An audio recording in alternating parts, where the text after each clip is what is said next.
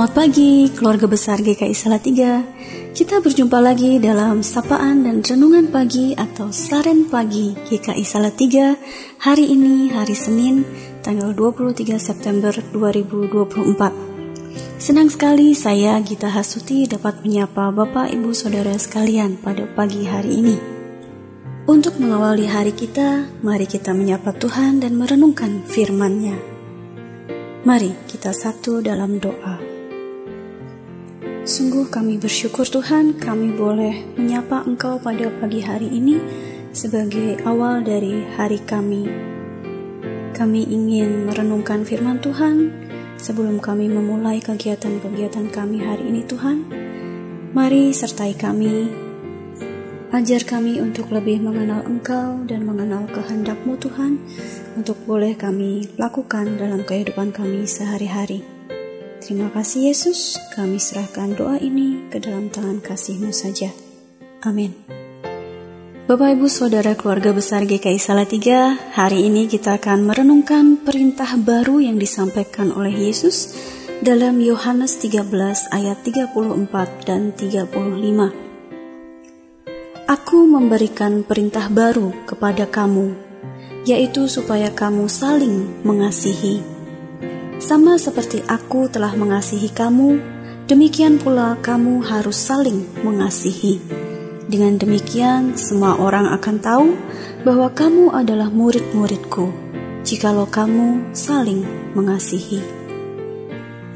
Di sini Tuhan Yesus memerintahkan kita murid-muridnya untuk saling mengasihi seperti Yesus telah mengasihi kita. Nah, sudahkah kita tahu bahasa kasihnya Yesus?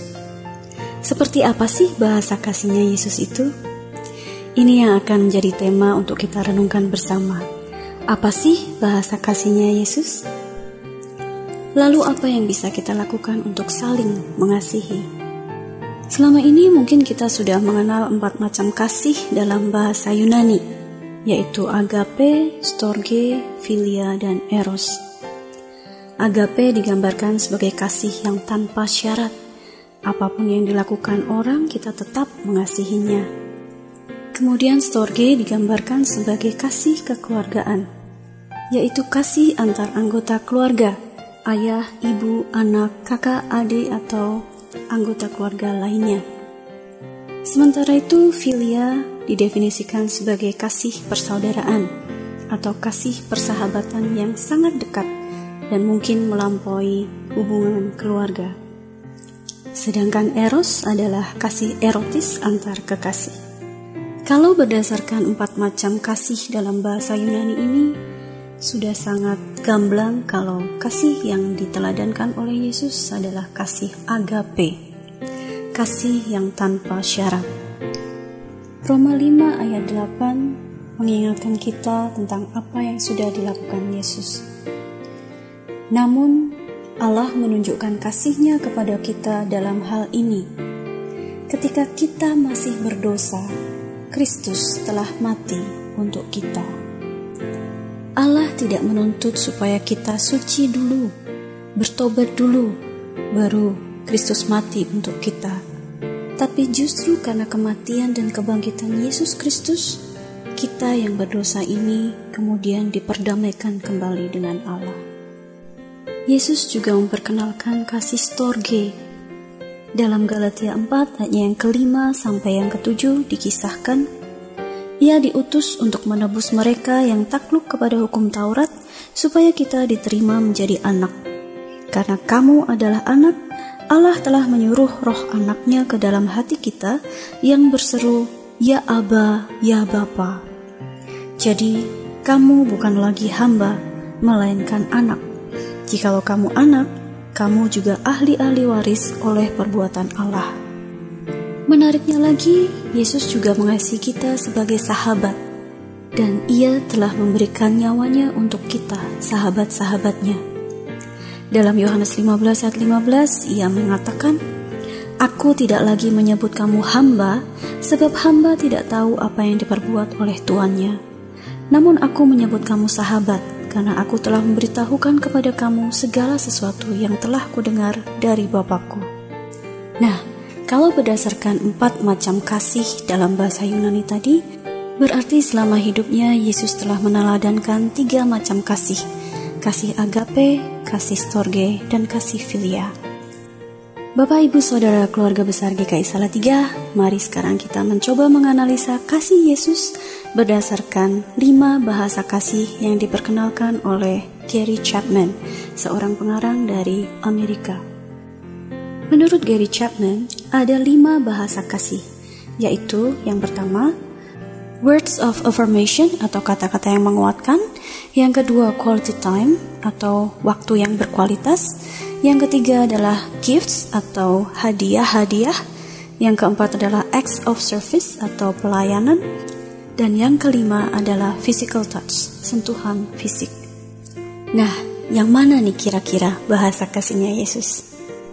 Kalau kita melihat kembali apa yang dilakukan Yesus semasa hidupnya, sebenarnya Yesus melakukan kelima bahasa kasih itu. Menurut saya, bahasa kasihnya yang paling utama adalah acts of service atau pelayanan. Dalam keseluruhan hidupnya, Yesus ingin menyukakan hati Bapa. Ia taat melakukan kehendak Bapa. Ia tidak menganggap kesetaraan dengan Allah sebagai milik yang harus dipertahankan, tapi ia rela turun menjadi manusia dan menjadi pelayan di tengah-tengah kita. Dalam keadaannya sebagai manusia itu, ia pun rela merendahkan dirinya dan taat sampai mati, bahkan sampai mati di kayu salib. Bahasa kasihnya yang kedua adalah gifts atau hadiah-hadiah. Menurut Gary Chapman, pemberian yang paling berharga adalah pemberian diri. Bahasa kasih pemberian diri ini berbicara lebih keras dibandingkan pemberian atau hadiah-hadiah lainnya. Yesus memberikan dirinya sebagai hadiah untuk penebusan dosa manusia dan untuk pendamaian antara manusia dengan Allah. Ia melakukannya dengan membiarkan dirinya dihina, disiksa, dan mati di kayu salib untuk mengalahkan maut dan bangkit pada hari yang ketiga menjadi pemenang. Jika kita menerima hadiah ini, maka kita akan dikaruniai hidup yang kekal bersama Allah. Bahasa kasih Yesus yang ketiga adalah quality time atau waktu berkualitas. Dalam perjalanan hidupnya, Yesus selalu menyediakan quality time atau waktu berkualitas dengan murid-muridnya untuk berdiskusi dan juga menyampaikan pengajaran dan kehendak dari Bapanya. Yesus juga mengajak murid-muridnya untuk menemani dia ketika berdoa di Taman Getsemani. Selain itu, Yesus juga mempunyai waktu berkualitas dengan Allah Bapa. Ia selalu berkomunikasi dengan Allah Bapa dalam setiap perjalanan hidupnya. Ia bahkan mendoakan murid-muridnya seperti yang tertulis dalam Yohanes 17. Bahasa kasihnya yang keempat adalah words of affirmation atau kata-kata yang menguatkan.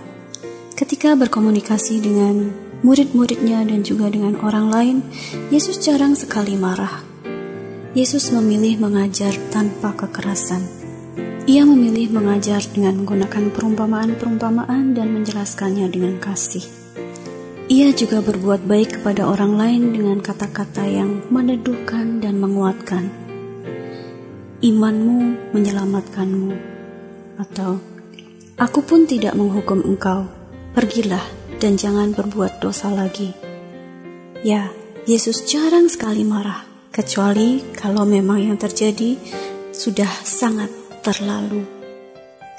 Bahasa kasih kelima yang ditunjukkannya adalah physical touch atau sentuhan fisik. Salah satu contohnya adalah ketika ia memeluk anak-anak yang dibawa kepadanya dan ia memberkati mereka, seperti tercatat dalam Markus 10 ayat 13 hingga 16. Pelukan ini merupakan bahasa kasih yang mengisyaratkan rasa aman dan rasa nyaman. Ya, selama hidupnya, Yesus sudah meneladankan 5 bahasa kasih ini kepada kita. Dan seperti yang tertulis dalam Yohanes 13 ayat 34 tadi, Yesus ingin kita saling mengasihi seperti Ia telah mengasihi kita. Jadi mari kita saling mengasihi dengan menggunakan 5 bahasa kasih ini sesuai yang dibutuhkan. Mari kita berdoa.